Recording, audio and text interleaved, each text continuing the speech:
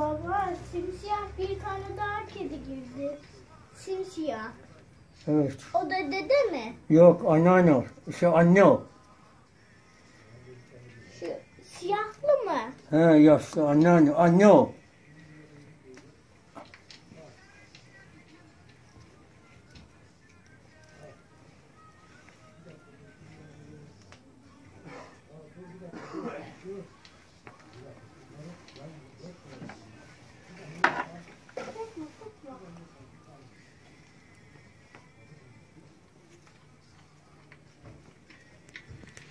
Şu hazır mı geliyor? Hazır. Hazır. Bu da hazır, bu da hazır. Biz bunu kesiyoruz. Bu bazı 100 göz.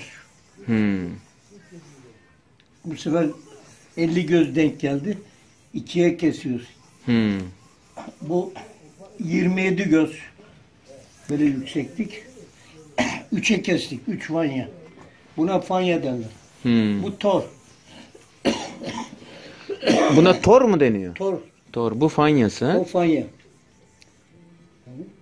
Vay. Bu ağın yükünü tuttuğu için mi? Yok. Bak şimdi. Bunun karşılığı var ya bak. Tam karşılığı. Buradan balık vurduğu zaman dönüş yapıyor. Bu sefer bu yakalıyor. Tek olursa yakalamaz. Ancak tek olursa palamutçular.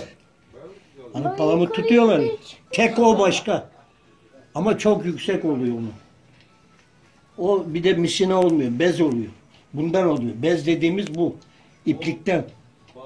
Baba, Bu böyle. yukarıya tanımadığımız biri çıkmıyordu.